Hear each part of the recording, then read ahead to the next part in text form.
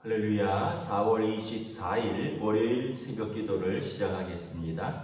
사도신경으로 우리의 신앙을 고백하시겠습니다. 나는 전능하신 아버지 하나님 천지의 창조주를 믿습니다. 나는 그의 유일하신 아들 우리 주 예수 그리스도를 믿습니다. 그는 성령으로 잉태되어 동정녀 마리아에게서 나시고 본디오 빌라도에게 고난을 받아 십자가에 못 박혀 죽으시고 장사된 지 사흘 만에 죽은 자 가운데서 다시 살아나셨으며 하늘에 오르시어 전능하신 아버지 하나님 우편에 앉아 계시다가 거기로부터 살아있는 자와 죽은 자를 심판하러 오십니다. 나는 성령을 믿으며 거룩한 공교회와 성도의 교제와 죄를 용서받는 것과 몸의 부활과 영생을 믿습니다. 아멘. 찬송가 358장 찬양하시겠습니다. 찬송가 358장입니다.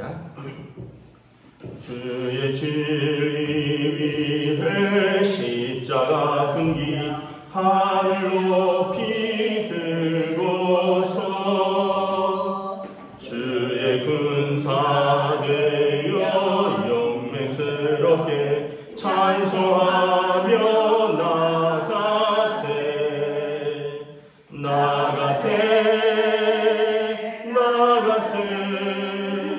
주 예수만을 위하여 목숨까지도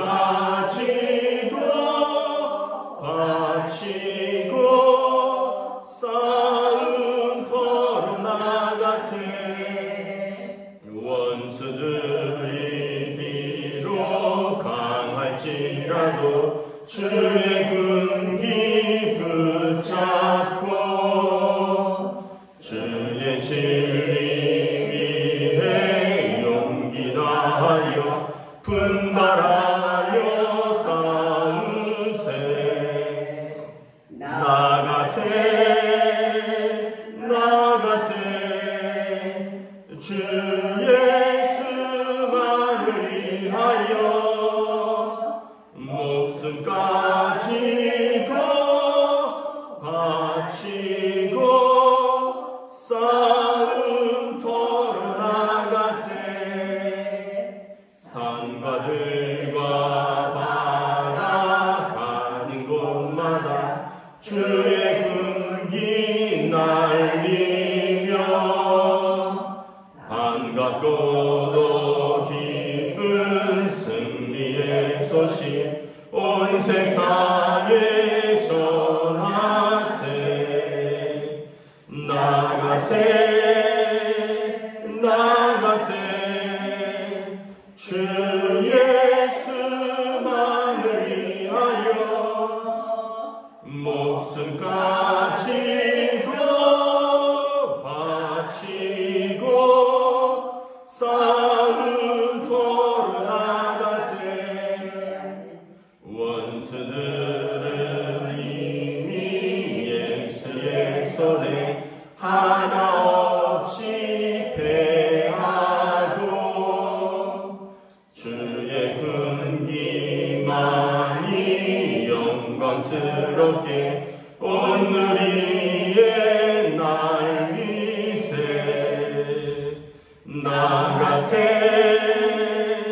나가세 주 예수만을 위하여 목숨까지도 바치고 싸움터로 나가세. 아멘. 오늘 우리 주신 하나님 말씀은 구약성경 사무엘하 8장 1절부터 18절까지 말씀입니다. 사무엘하 8장 1절부터 18절까지 말씀입니다. 다 찾으신 줄 알고 저와 여러분들이 한 절씩 교도하도록 하겠습니다. 사무엘하 8장 1절부터 18절입니다. 그 후에 다윗이 블레셋 사람들을 쳐서 항복을 받고 블레셋 사람들의 손에서 메덱 암마를 빼앗으니라. 다윗도 모압을 쳐서 그들을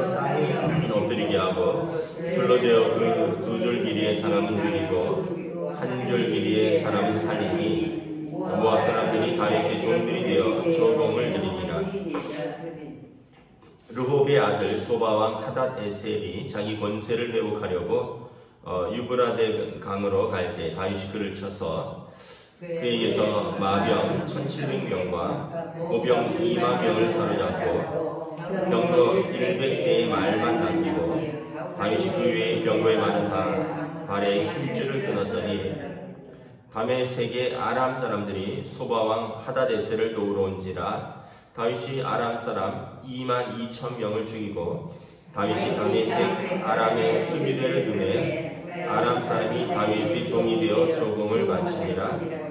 다윗이 어디로 가든지 여호와께서 이기게 하시니라. 다윗이 하닷에셀의 신복들이 가진 금방패를 빼앗아 예루살렘으로 가져오고 또 다윗 왕이 하닷에셀의 고에베다와 베로다에서 매우 많은 옷을 빼앗으니라. 하맛 왕 도이가 다윗이 하닷에셀의 온 군대를 쳐서 무찔렀다 함을 듣고 도이가 그의 아들 요람을 보내 다윗 왕에게 문안하고 축복하게 하니 이는 하닷에셀이 도이와 더불어 전쟁이 있던 터에 다윗이 하닷에셀을 쳐서 무찌름이라. 요람이 은그릇과 금그릇과 놋그릇을 가지고 온지라. 다윗 왕이 그것도 여호와께 드리되 그가 정복한 모든 나라에서 얻은 은금 곧 아람과 모압과 암몬 자손과 블레셋 사람과 아말렉에게서 얻은 것들과 르홉의 아들 하닷에셀에게서 노력한 것과 같이 드리니라. 다윗이 소금 골짜기에서 에돔 사람 18,000명을 쳐 죽이고 돌아와서 명성을 떨치니라. 다윗이 에돔의 수비대를 두되 온 에돔의 수비대를 두니 에돔 사람이 다 다윗의 종이 되니라. 다윗이 어디로 가든지 여호와께서 이기게 하셨더라. 다윗이 온 이스라엘을 다스려 다윗이 모든 백성에게 정의와 공의를 행할세. 수르의 아들 요압은 큰 사령관이 되고 아힐롯의 아들 여호사밧은 사관이 되고 아히두베의 아들 사독과 아비아달은 아들 아히멜렉이 제사장이 되고 스라야는 서기관이 되고 여호야다의 아들 브나야는 그렛 사람과 블레셋 사람들을 관할하고 다윗의 아들들은 대신이 되니라. 아멘. 할렐루야. 네, 오늘 또 새로운 한 주가 시작됩니다. 또 새로운 하루가 시작됩니다. 하나님께서 은혜와 평강 주시기를 축복합니다.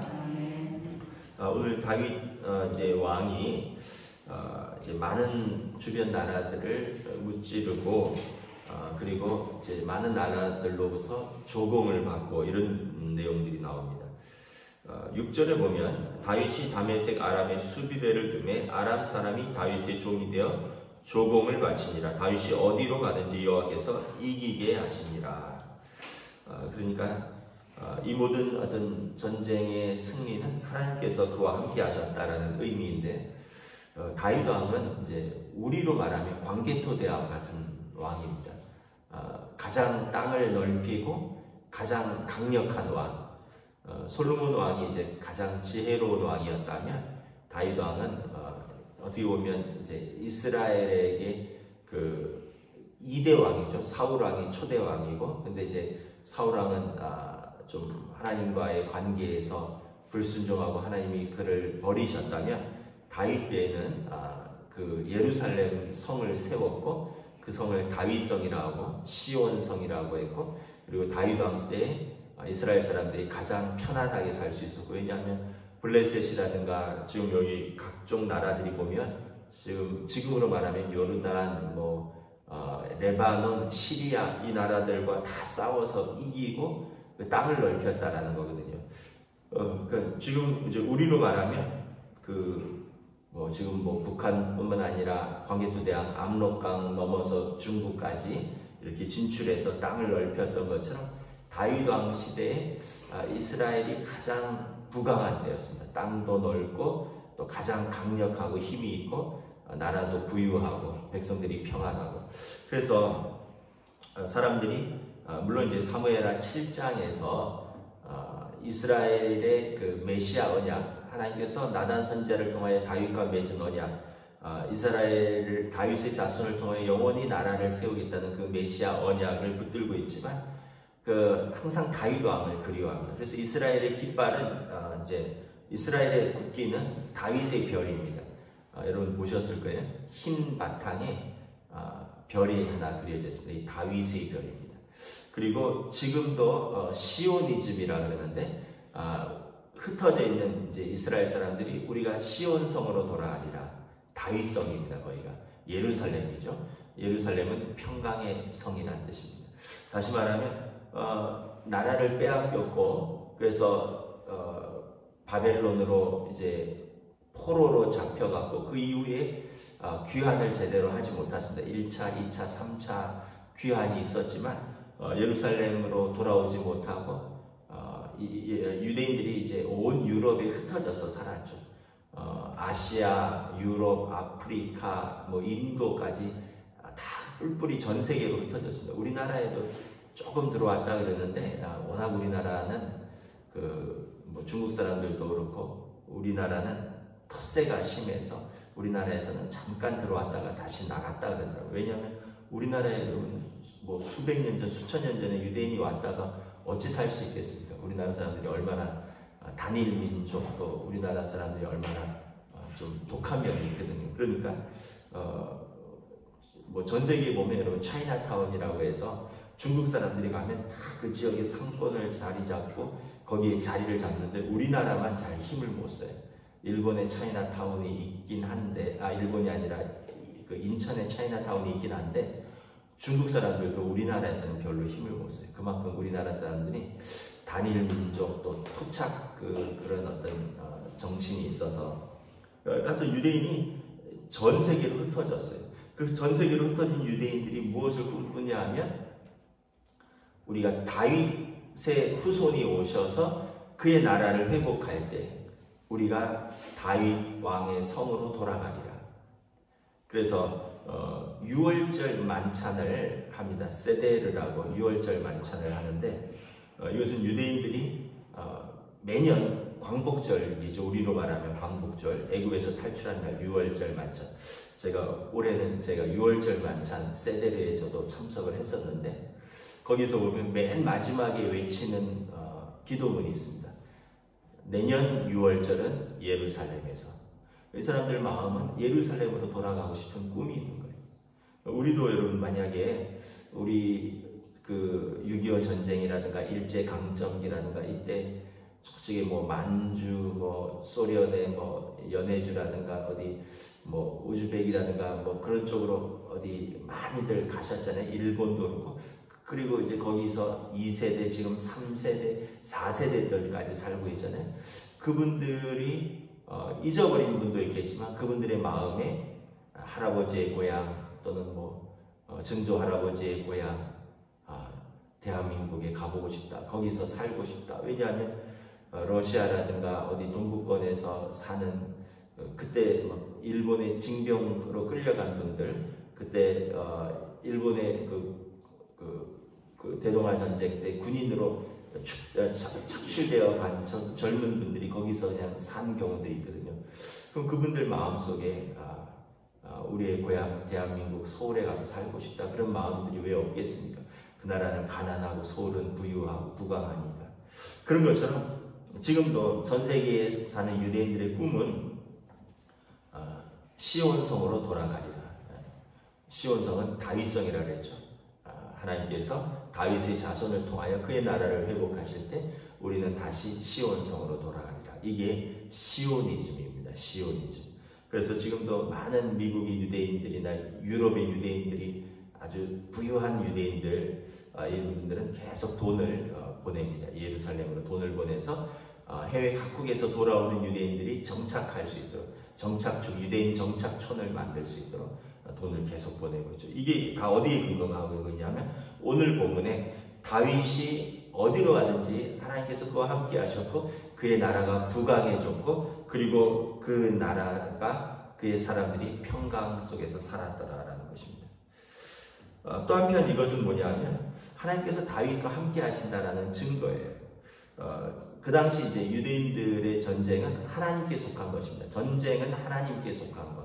그래서 전쟁에서 승리하는 것은 하나님이 우리 편이다라는 뜻입니다. 또한 전쟁에서 승리하는 것은 우리 왕이 하나님 마음에 합한 사람이라는 뜻입니다. 사울 왕 때는 블레셋과의 싸움에서 자주 졌거든요.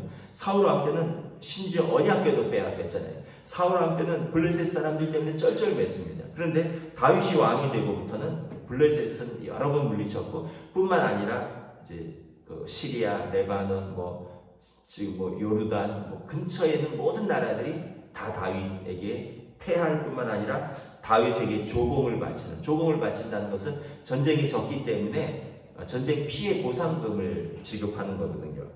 그러니까 사울 왕 때는 하나님께서 우리와 함께 하신다라는 확신이 들지 않은 거예요. 왜냐하면 전쟁만 하면 자주 지기도 하고 왕도 전사했으니까. 그런데 다윗 왕 때는 전쟁만 하면 이기는 거예요. 하나님께서 우리 편이시다. 그래서 다윗 왕을 통하여 하나님의 전쟁을 다윗이 수행을 한다. 하나님은 우리 편이시고 우리 왕은 하나님 편이다. 하나님의 사람이다 라는 확신을 주는 거죠.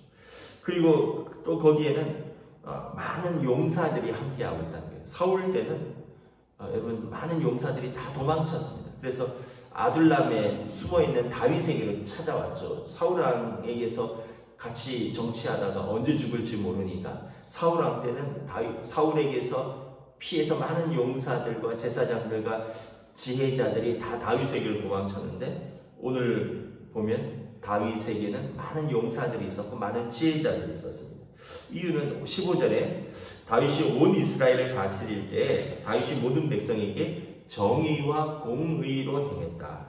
그러니까 올바른 정치를 했다는 거죠.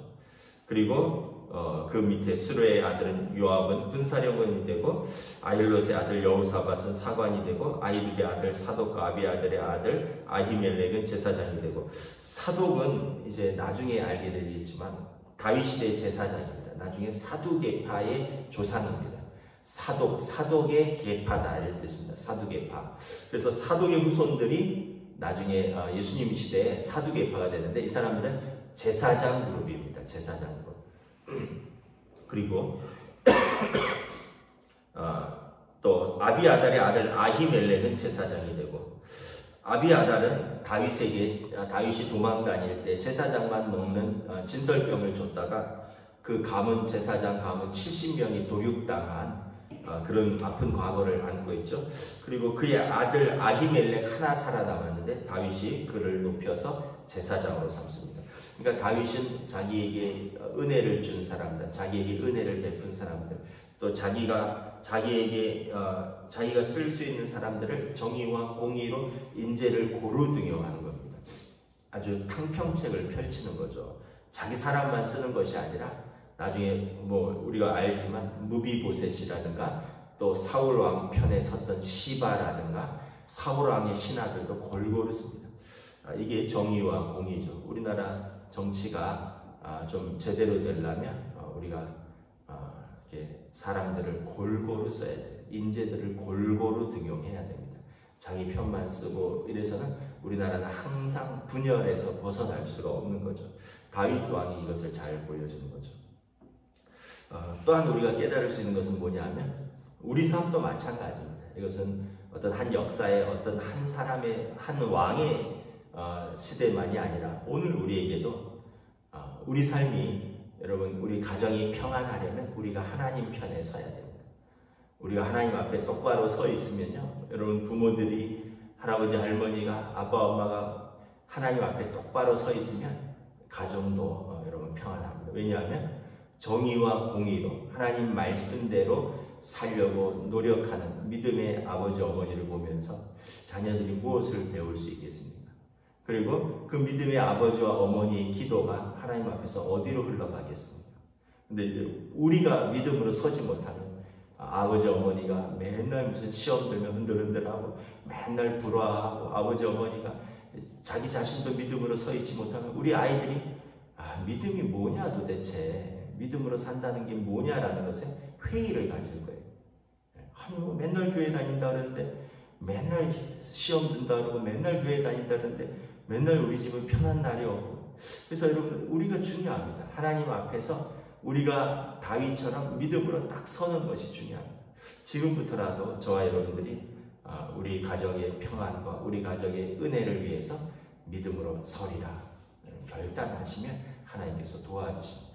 하나님께서 다윗을 통하여 온 이스라엘에게 평강을 주셨습니다. 왜냐하면 다윗이 어디로 가든지 여호와께서 이기게 하셨기 때문입니다. 기도하겠습니다. 하나님 은혜를 감사합니다. 참 다윗 왕의 시대에 이스라엘에 평강이 찾아왔고 부강해졌고 땅을 넓혔고 온 이스라엘은 다윗 왕 시대 공의와 정의로 다스리는 다윗 왕 아래에서 은혜를 누리고 하나님을 찬양하고 예배하며 평강을 누리면서 살았습니다. 이것은 한 사람 다윗이 하나님 마음에 합한 사람이었고 그로 말미암아 온 백성이 하나님을 경외하는 법을 배웠고 하나님께서 다윗이 어디로 가든지 그와 함께 하셨기 때문이라 말씀하고 있습니다. 오늘 또 우리나라도 우리 교회도 우리 가정도 하나님 은혜를 베풀어 주시옵소서. 우리가 어디로 가든지 하나님 우리에게 은혜를 베풀어 주시옵소서. 그러기 위해서 우리가 하나님을 경외하는 삶을 살기를 원합니다. 우리가 믿음으로 살고 하나님의 뜻대로 살고 그러한 우리를 보면서 우리의 자녀들이 또한 그것을 배우고 우리의 믿음을 따라 살고 또 우리가 우리의 가족과 우리의 나라와 민족을 위하여 기도하는 기도가 땅에 떨어지지 아니하고 하나님 앞에서 상달되고 하나님께서 우리의 기도에 응답하셔서 우리의 자녀손들이 평안하고 우리나라가 평안 가운데 든든히 서갈 수 있기를 원합니다. 이를 위하여 우리 한국교회가 깨어있기를 원하고 우리 한국교회 성도들이 깨어있기를 원하고 오늘 우리들이 하나님 앞에서 믿음으로 설 수 있기를 원합니다. 하나님 어디로 가든지 우리와 함께하여 주시옵소서. 은혜 베풀어 주시옵소서. 감사를 드리오며 우리 주 예수 그리스도 이름으로 기도드리옵나이다. 아멘. 하늘에 계신 우리 아버지 이름을 거룩하게 하시며 아버지 나라가 오게 하시며 아버지 뜻이 하늘에서와 같이 땅에서도 이루어지게 하소서. 오늘 우리에게 일용할 양식을 주시고 우리가 우리에게 잘못한 사람을 용서하여 준 것 같이 우리들을 용서하여 주시고 우리를 시험에 빠지지 않게 하시고 악에서 구하소서. 나라와 권능과 영광이 영원히 아버지의 것입니다. 아멘.